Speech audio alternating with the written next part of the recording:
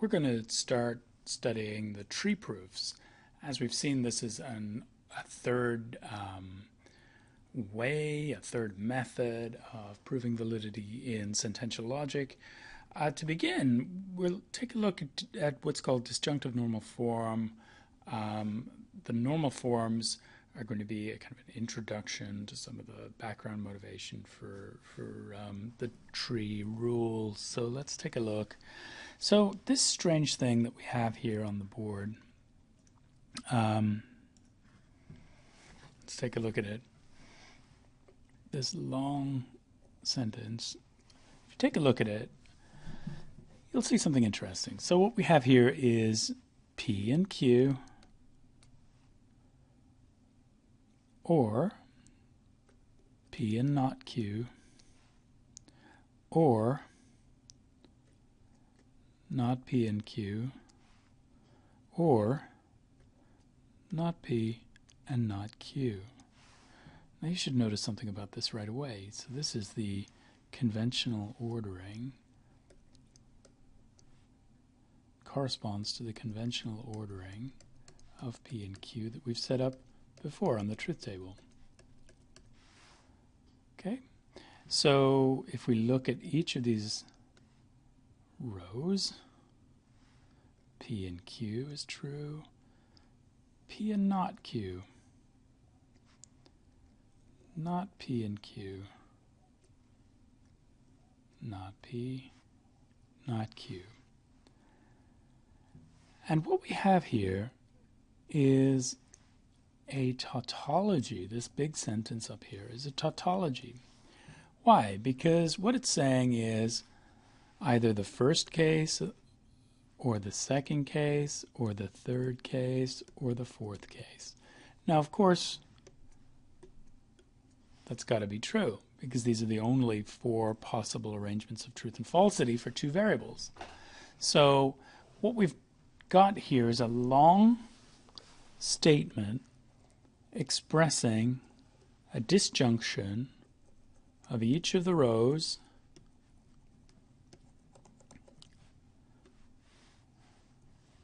and that exhausts all the possible ways that P and Q can be true or false together.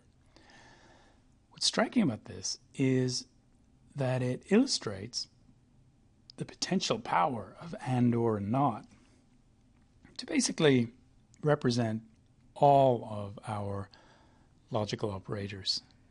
So let's take a look. So, for example, take a look at this one. We've got P and Q, which is the first line, right? The first row. P and Q. We've got not P and Q, and we've got not P and not Q. So not P and Q is line 3, row 3 we should say, and not P and not Q is row 4 on the truth table. So what are we saying? We're saying 1, 3, 4. So we're saying true in 1, true in 3, true in 4. So not true, presumably, in 2.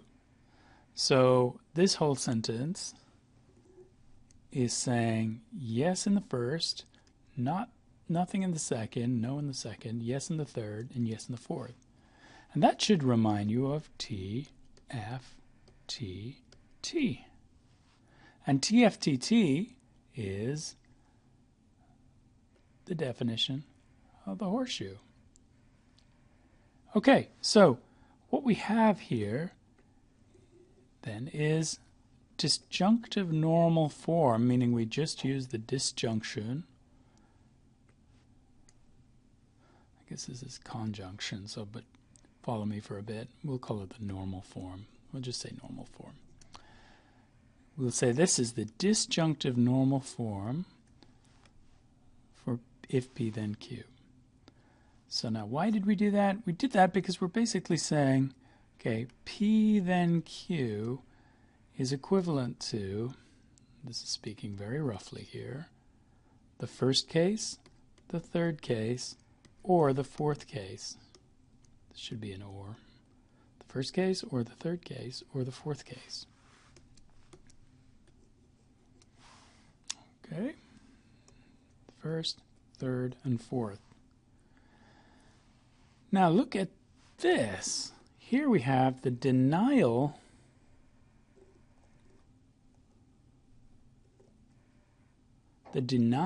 of the second case.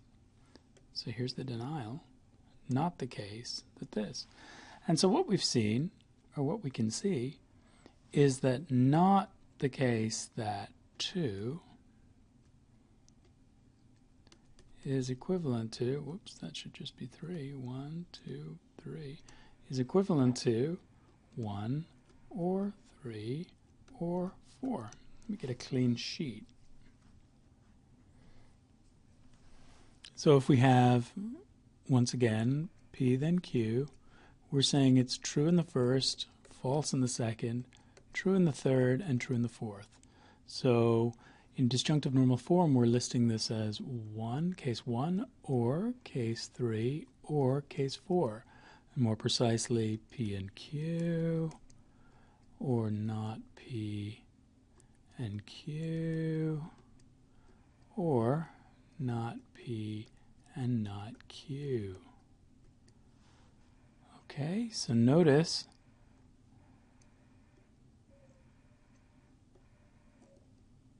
how they match up.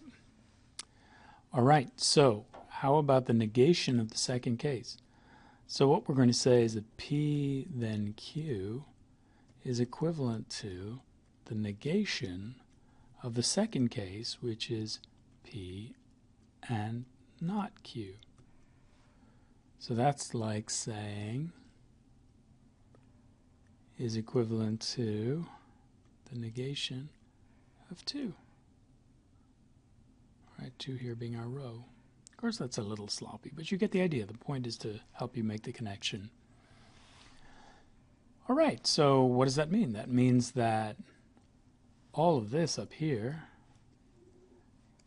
these 3 cases, are logically equivalent to the denial of the second case. Okay.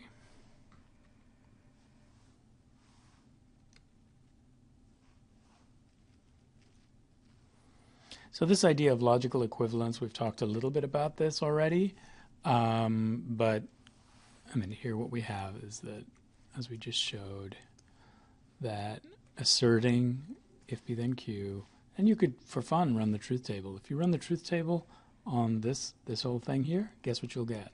You'll get TF, T, T. If you run the truth table, well, you know by definition, TF, T, T. Okay.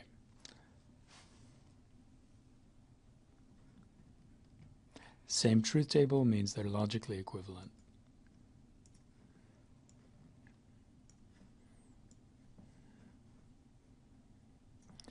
Okay, so what about the next thing down here? So here's another operator, and remember the truth table for this. P, if and only if Q, is T, F, F, T. True in the first and true in the fourth case, or true in the fourth case. So what have we got here? We've got this true in the first or true in the fourth case. Got it? All right, so it turns out that all of the operators can be defined in this way, can be converted into representations of their place, of the sort of distribution of combinatorial possibilities or the distribution of rows. So we could represent, for example, I don't know, the denial of P or Q as, what would that be? So P or, let's get another clean sheet.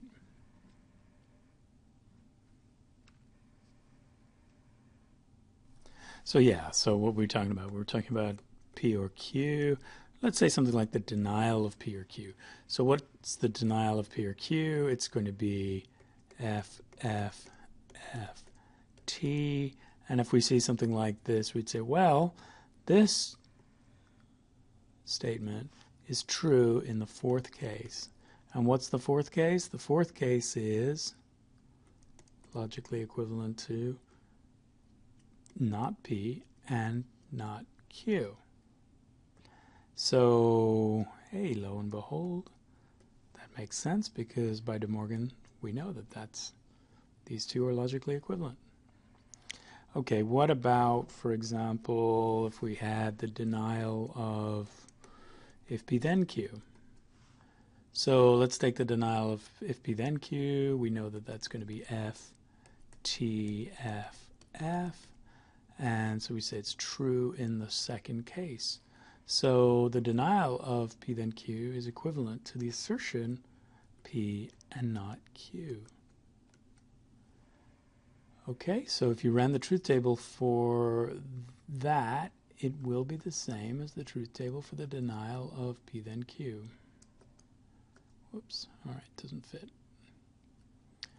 Okay, so no matter which one, let's say that we already saw what this one is, P if and only if Q, or et cetera, et cetera. Well, we could just go ahead and look at the denial of that. So that would be F, T, T, F. So what's that equivalent to then? We would say it's equivalent to the second and third cases, the second case being P and not Q. Or, I'll go down here, not P and Q. Okay, so now we know that not the case that P biconditional Q is logically equivalent to P and not Q, or not P and Q. Okay, sorry for the mess. That's kind of too messy even for me, but we'll leave it be. So when we say then that P or Q is logically equivalent to not the case that not P and not Q, we're basically thinking about these kinds of, let's say it's the denial of the fourth case. So if we think about P or Q as TTTF, the fourth case here is the case where it's not P and not Q. And when we deny that, we negate it. So that's what we have here. So we're reducing all the truth functional schemata then containing biconditionals, conditionals, and all the rest. We can reduce all of those to something containing and, or, and not.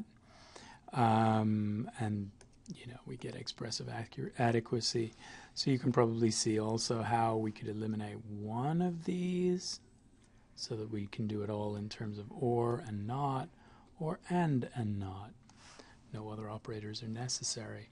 Now, what's even more striking is that if we take the truth table for NOR or for NAND, we can show, okay, because, well, what is this?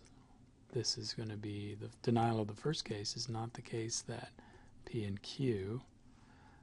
The denial of the fourth case, which we've looked at earlier, is not the case that not P and not Q.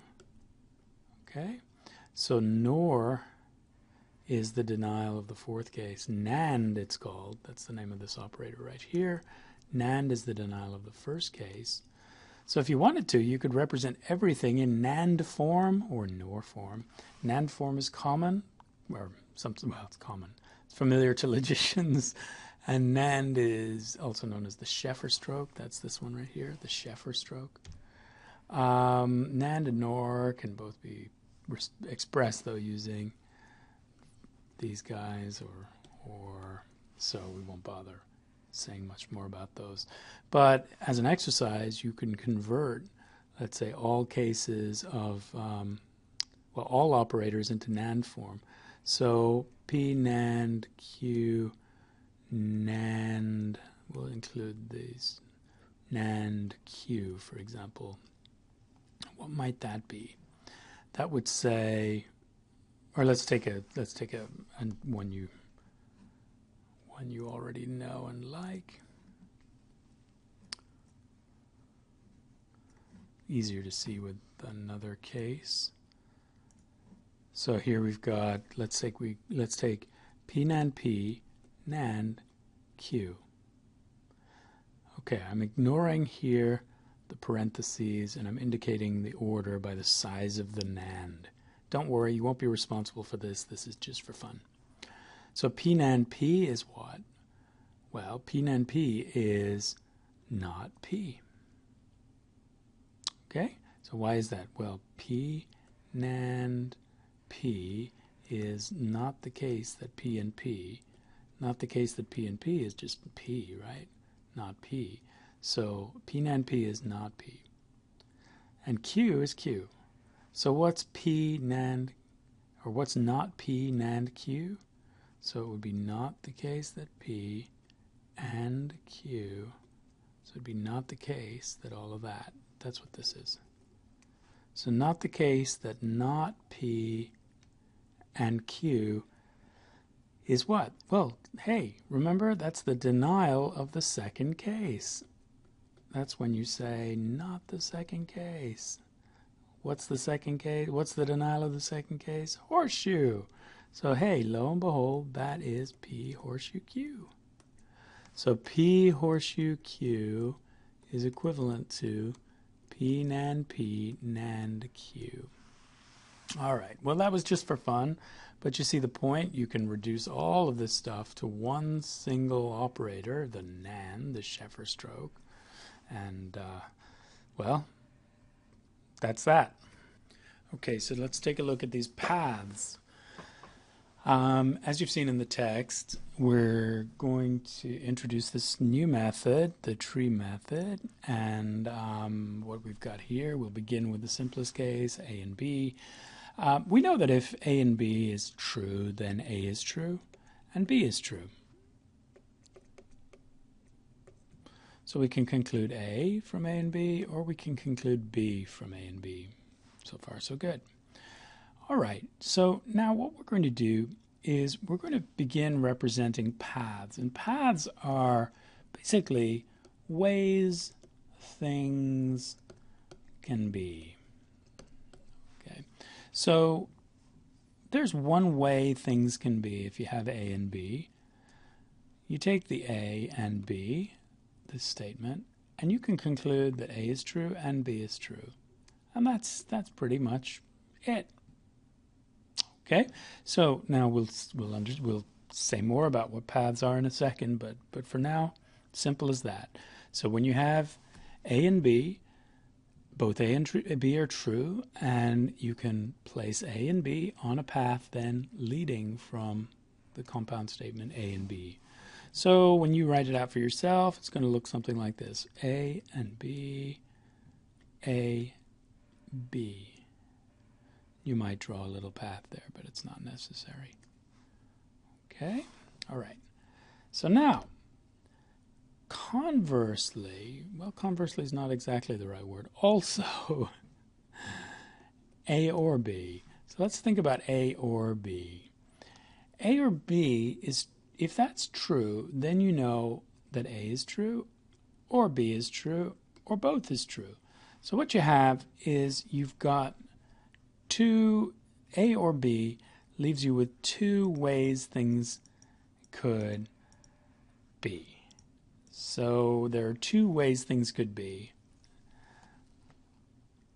that haven't been closed off, right? So you've got two sets of options here, both of which are live possibilities.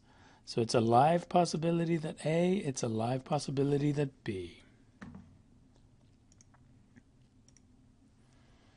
So what we're going to do then is represent live ways things could be as paths of their own. So if you have, for example, A or, whoops, whoa, look at that, A or B or C. Let's take a look at this. So the main logical operator here is the first one.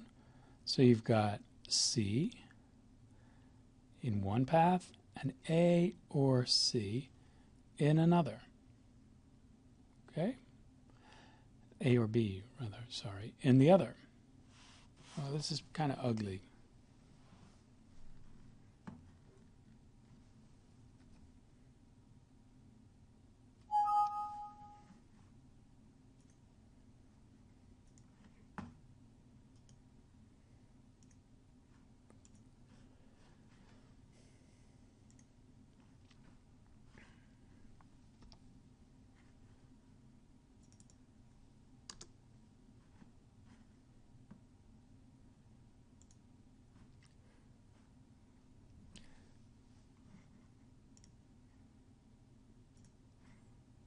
Now let's think about A or B. So we know that A or B is true whenever A is true or B is true or both are true. So there are two possibilities for making A or B true, and they're both live because they might both be true. So if you have A or B, you're not excluding A and B, right? You don't know that it's going to be A and B. You can't conclude that it's going to be A and B. You know, but you do know it's going to be A or it's going to be B or both. Okay? So we represent this with paths. And what we're going to do is, let's say, for example, let's make it slightly more complicated. Let's say we've got A or B or C. We'll take the main logical operator, we'll split the paths. We've got C in one, that's supposed to be a path. Ugh, ugly. A or B in the other path. And then we'll split that path again. We've got A, B. So now what have we got here? We've got 1, 2, 3 open paths. And notice that we don't put A or B over here, because what happened here was we split our consideration of this compound sentence at the or, and lo and behold, these are the three possible ways things could go. Okay, and none of them are closed off, right? So they're all live options. They might all be true. It might be the case that A is true and B is true and C is true. Okay? So now when we're reading a path, we'll take a look at this and we'll say, okay, this is the first path. It's A or B, A or B or C. Here's the other path. It's A or B or C, C. Here's and finally, the second path, I guess, is B, A or B, and then A or B or C. So we're reading back like that. All right, so let's keep going. If that's a little confusing, just wait. You'll grasp the paths pretty quickly. It's super easy.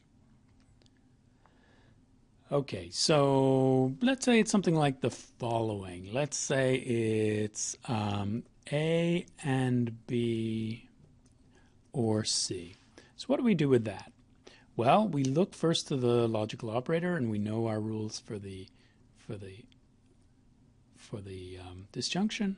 We know it's going to be C in one path, A and B in another. And we know our rules for AND. What are they? They're A, B. So now we've got a path with A and B in one path and C in the other. Whoops.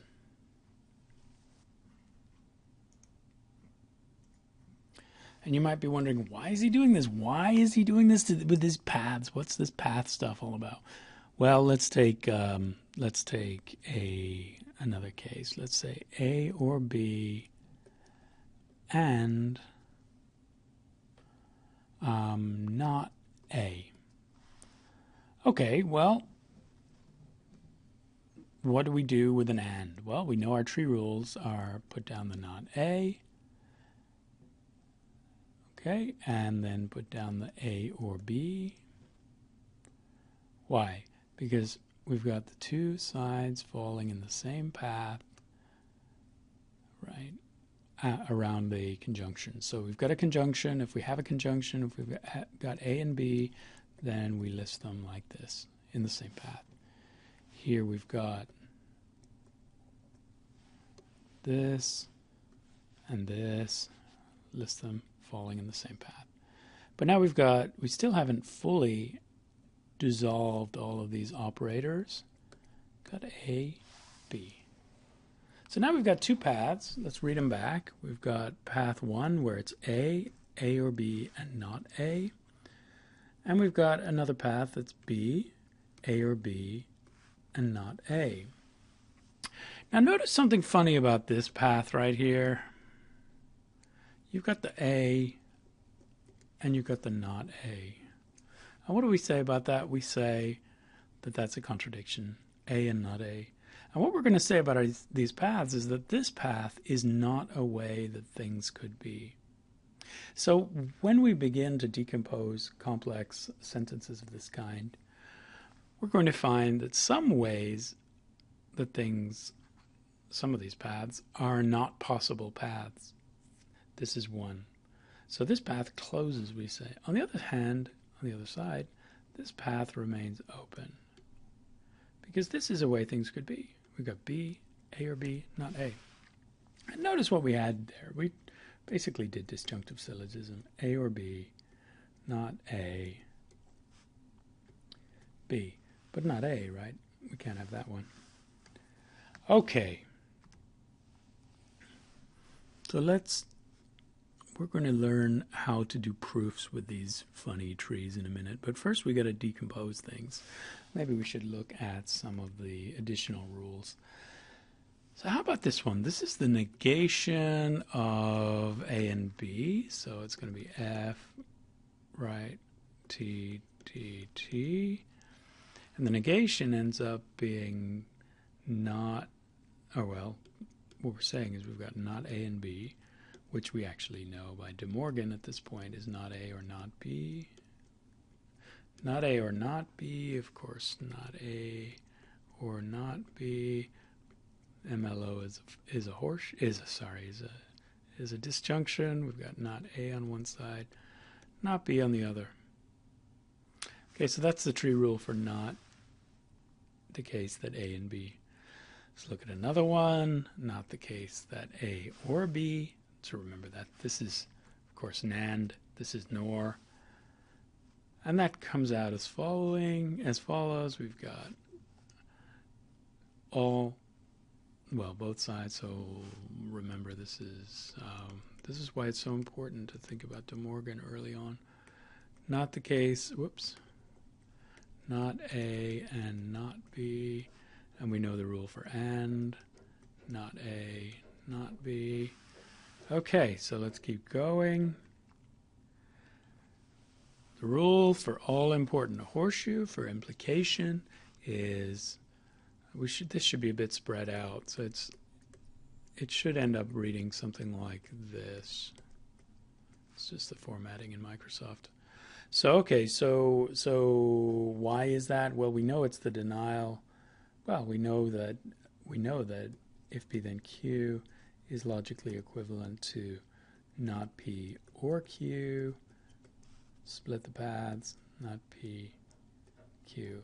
But you should memorize the tree rules. But you can see here why we should believe the tree rules, right? So remember, the forks in the paths are disjunction. So a disjunction means you split the paths.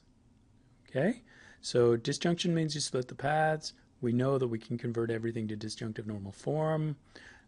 So we know that we can decompose any complex sentence using the path method, the tree method.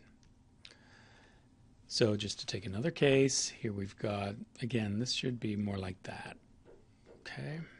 All right, so we've got A biconditional B is AB or not A, not B.